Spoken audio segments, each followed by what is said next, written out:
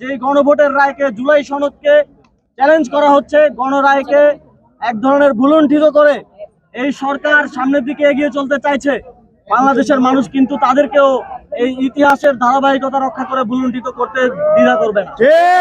আপনারা দেখেছেন যে বাংলাদেশের ইতিহাসে যখনই অনেকেই সরকার গঠন করেছে, অনেকেই অনেক মহাপরাক্রমশালী ছিল, অনেক শক্তিশালী ছিল, কিন্তু তারা যখনই জনরায়ের বিরুদ্ধে গিয়েছে, গণরায়ের বিরুদ্ধে অবস্থান নিয়েছে, তারা কিন্তু ইতিহাসের পাতা থেকে হারিয়ে গেছে।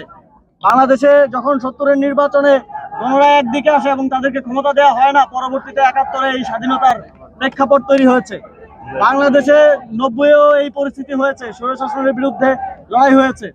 ১৭ বছরের নিষ্পেষণের পর মানুষ যখন তাদের কথা বলতে পারছিল না, জনগণের রায়ের বিরুদ্ধে যখন বারবার সরকার গঠন করে ফ্যাসিবাদী শাসন কায়েম করা হয়েছে, তাদেরকে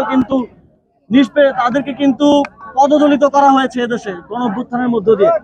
এবারও যেই গণভোটের রায়কে, জুলাই সনদকে চ্যালেঞ্জ করা হচ্ছে, গণরায়কে এক ধরনের ভুলুণ্ঠিত করে এই সরকার সামনের দিকে এগিয়ে চলতে চাইছে। বাংলাদেশের মানুষ কিন্তু তাদেরকেও এই ইতিহাসের ধারাবাহিকতা রক্ষা করে ভুলুণ্ঠিত করতে দ্বিধা করবে না।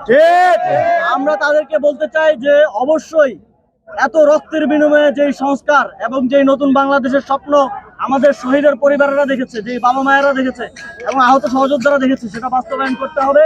এবং এই জনরায় বাস্তবায়ন না করলে বাংলাদেশের যেই ৭০% জনগণ গণভোটে হ্যাঁ ভোটের পক্ষে ভোট দিয়েছে, তারা কিন্তু রাস্তায় নামতেও দ্বিতীয়বার ভাববে না। সুতরাং আপনারা জনগণের পক্ষে আসুন, যাতে আমরা সবাই মিলে একসাথে সুন্দর বাংলাদেশ গড়তে পারি।